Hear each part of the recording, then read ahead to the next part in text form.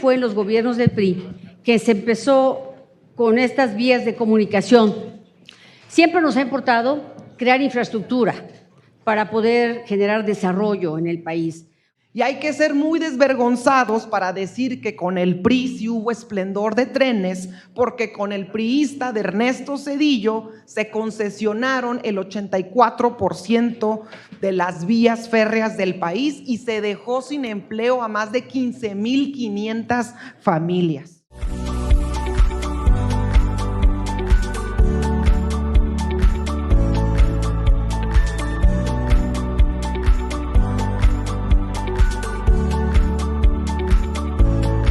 Tiene el uso de la palabra la senadora Carolina Villano Austria, del Grupo Parlamentario del Partido Revolucionario Institucional.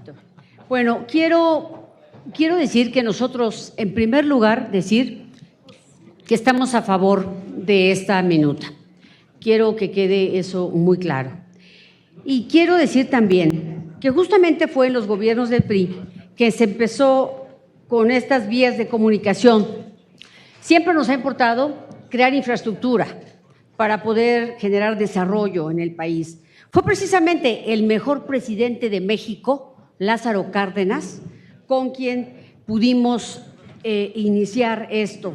Hemos escuchado con atención la propuesta de la señora presidenta Claudia Sheinbaum, que ella ha propuesto pues en su gobierno aumentar 3,500 kilómetros por 150,000 millones de pesos. Lo hemos registrado claramente. No sabemos si hay ya los proyectos que tienen que ver con todo el impacto, la viabilidad financiera y técnica de los mismos. Vamos a estar atentos que esto ocurra. Actualmente, pues, esta red ferroviaria tiene 25,732 kilómetros.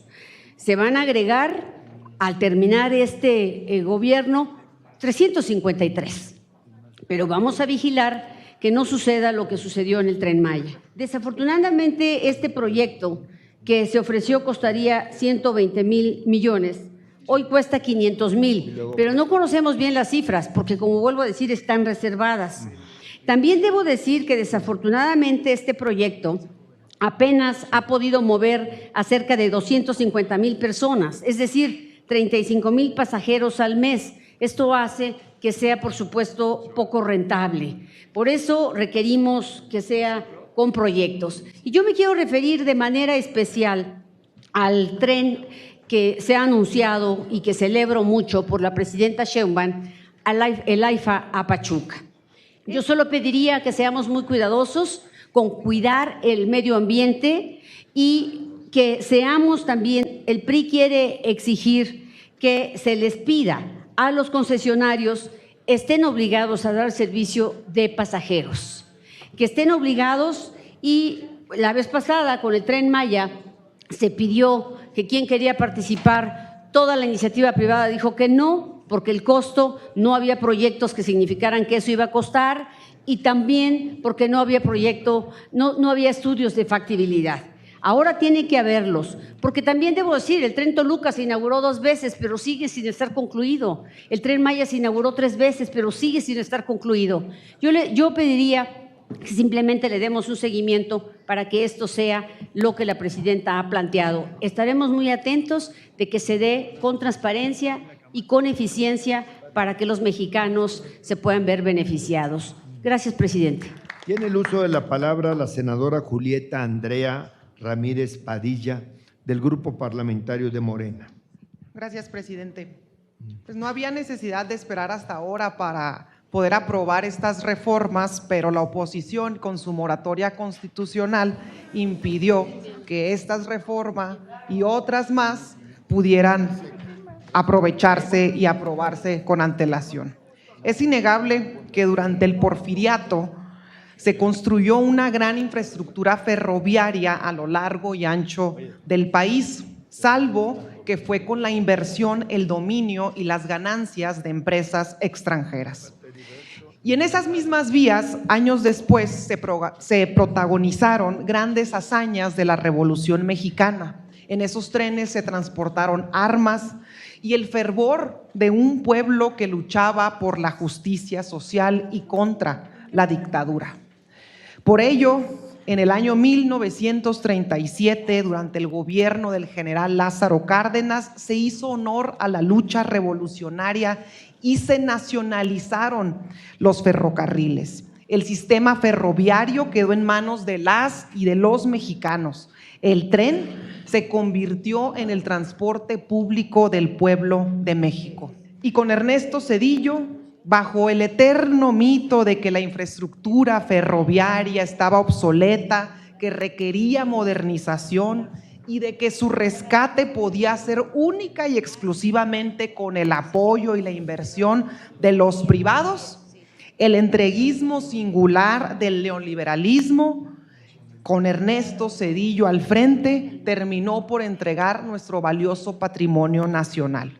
Y en poco tiempo, las empresas a las que les entregaron las concesiones se percataron de que hacer vías para el tren, hacer vías para la población que más lo necesitaba y en las zonas más alejadas del país, pues no era negocio. Y la red fue desmantelada, privatizada y chatarrizada.